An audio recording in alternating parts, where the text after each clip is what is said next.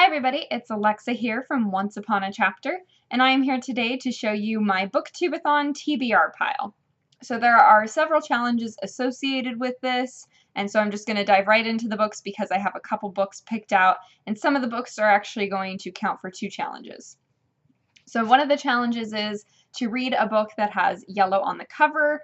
I might be cheating a little bit with this one because there's not a lot of yellow on this cover, but it's An Ember in the Ashes, which some of the lettering on here is kind of goldish yellow tinted, and there is a yellow sun up here in the corner, so I'm counting it as having yellow on it because I really want to get around to reading this book because I just recently picked up a copy of the second book while I was at ALA with Johnny, Stephanie, and Stephanie's husband Jeff. So in case I'm really enjoying this one, I have the second book to kind of dive maybe right into. This one wouldn't count for any of the challenges. It would just be me kind of getting too absorbed into one book series and wanting to keep going with it. Another one of the challenges is to read a book that was published before you were born.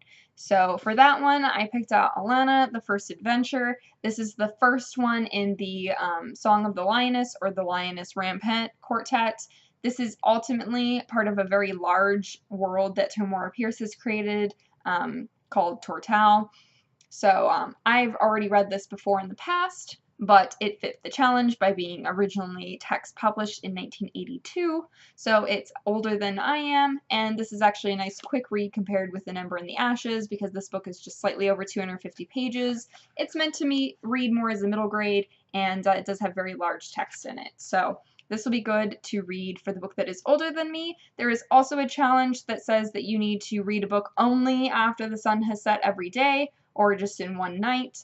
And this one I think will be really easy to kind of just pick up once the sun goes down, read a little bit of it before I go to bed, and kind of continually do that every night before the BookTubeathon ends.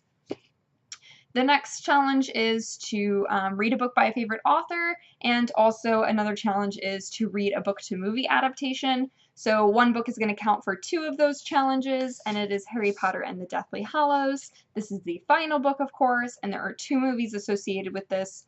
I started a Harry Potter reread back in 2013, and I've been reading about 2 books every year, and so of course with there being an odd number of Harry Potter books, this is the 7th and last one that I have to read, although maybe you could say that there technically is 8 books because the 8th book does publish pretty soon here, so I'm really happy that it kind of worked out that I'm going to reread the 7th one this year and then read the 8th one for the first time this year. So I'd really like to get to this. I am not anticipating finishing this whole book because it's Harry Potter 7 and it is a very lengthy novel, so I don't really anticipate finishing the whole thing, but I would really like to at least get a start in it, and then maybe if I'm only getting a start in this one, I will watch Harry Potter and the Deathly Hallows Part 1 when I feel I'm about halfway through the book. Another one of the challenges is to read a book that you discovered or that was recommended through BookTube, and I decided that I was going to read A Court of Thorns and Roses by Sarah J. Maas.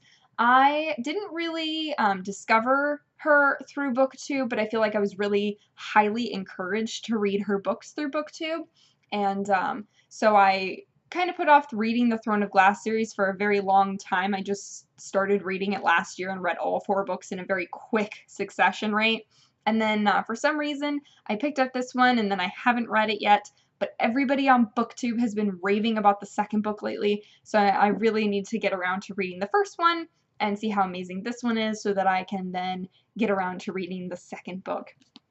And speaking of the second book, I do have a copy that I just picked up when I was at the library today. So in case I decide to read A Court of Thorns and Roses and I'm really highly enjoying it, I can kind of do what I did with An Ember in the Ashes and just jump directly into the next book. So the final challenge of the BookTubeathon is to read 7 books or 7 things in total. If I were to read everything I've shown you, which I already told you I'm not going to really anticipate making it through all of Harry Potter, and this book in my hand is almost as long as Harry Potter is, and actually An Ember in the Ashes, A Court of Thorns and Roses, they're all well over 400 pages. The only small book that I have on here is the Tamora Pierce book. So I have 6 books picked out. I'm not even really anticipating that I'll finish all of these, so I don't really think that I'm going to be able to complete the 7th challenge of reading 7 books or 7 things in 7 days. Maybe I'll have a really incredible reading week, and maybe I'll stay up really late every night and just be sleep deprived for work every day. I really have no idea. But these are just the books that I'm most interested in reading that seem to fit the challenges accordingly. So I'm really excited for all of these. If you guys are participating in the BookTubeathon and you guys have posted your TBR, or you just want to make any comments about any of the books that I'm anticipating reading, go ahead and do that in the comment section below or on the blog. And hopefully I will be able to look at your guys' stuff, because I really love looking at TBR videos for BookTubeathon and for any readathon to see what people are reading. So have a good day, everybody. Bye.